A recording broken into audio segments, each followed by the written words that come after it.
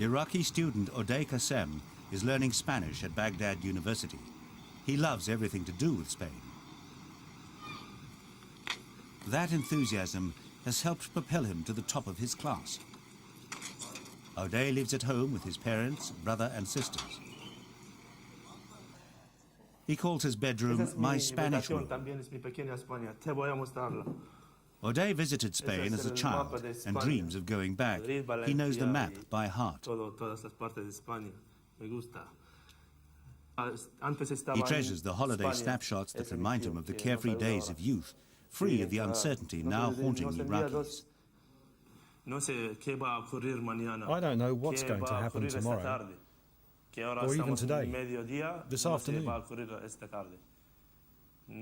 You don't know. But what I'm more worried about is finishing my studies.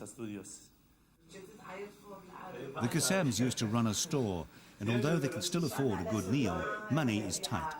They say that the economic situation in Iraq, especially after the imposition of international sanctions, forced them out of business and into bankruptcy. Now they're sent the equivalent of $50 a month by Auday's uncle Mohammed, who long ago emigrated to Canada. His younger brother has only been able to see out of one eye since a bomb landed near the house during the Iran-Iraq War of the 1980s. Auday's older sister is suffering from depression. Like many Iraqis, Auday is pessimistic about the future, and, in particular, the state of the economy. We've lost hope. We don't think the economic situation is going to change.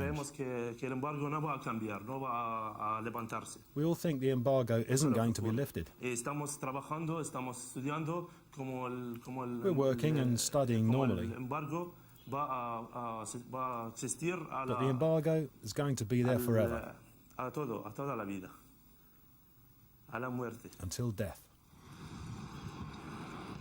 Around 450 kilometers southeast of Baghdad, there's a side of life in Iraq that President Saddam Hussein doesn't like foreigners to see.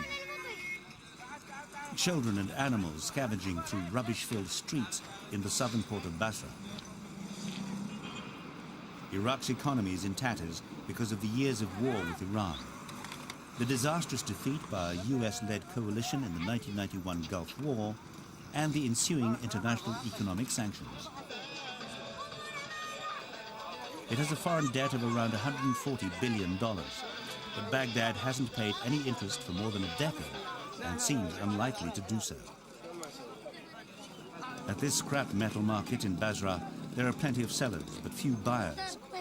There's an air of resignation about the place. People seem to accept that there will be conflict with the United States, but they believe that President Bush's policy is dictated by the demand for oil and not intended solely to eradicate any weapons of mass destruction.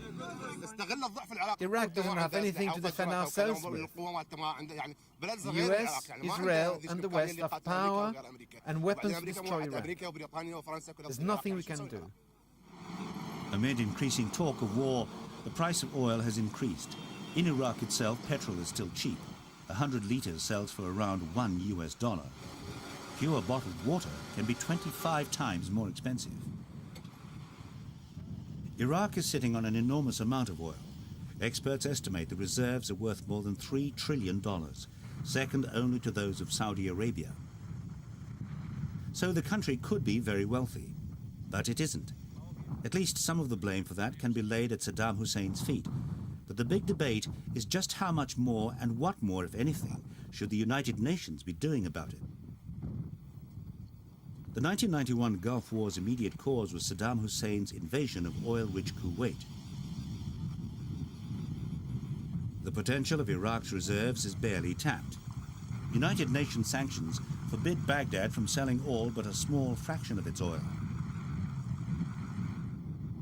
In the desert to the west of Basra lie the remains of the ancient city of Ur, said to be the birthplace of the biblical patriarch Abraham, and referred to by some people as the cradle of civilization.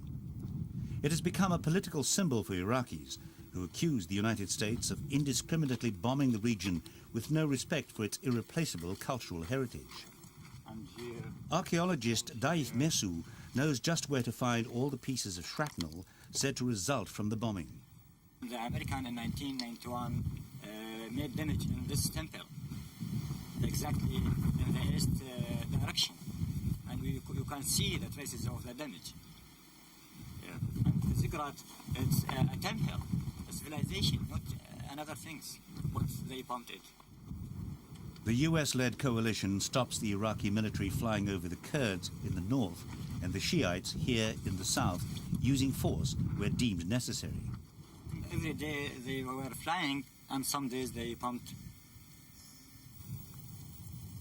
From the top of the temple, it's not difficult to understand why British and US bombs might have strayed towards Ur. There's a military installation nearby.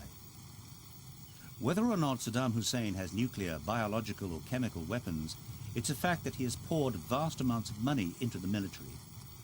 The president's emphasis on might, coupled with rewards for his favorites, has undoubtedly drained the economy of much-needed resources. Not surprisingly, he helps to divert people's attention from any suffering.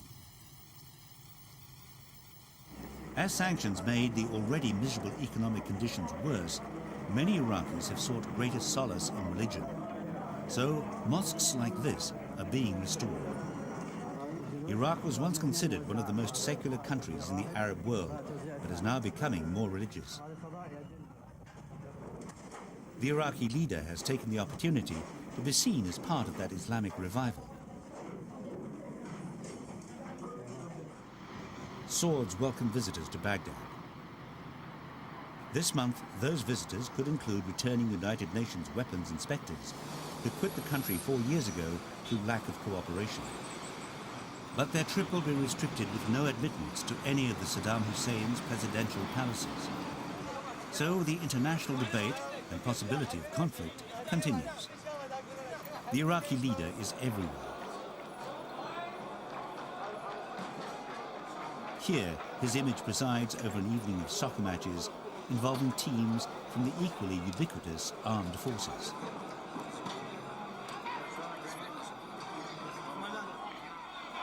If diplomatic efforts cannot head off a US-led attack on Iraq, a big factor will be how the Iraqi military will react.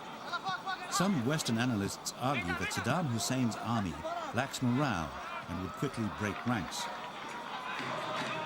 But others say he's been in power too long not to have many well-placed and influential supporters. If that's the case, life for the average Iraqi will remain as bad as the match.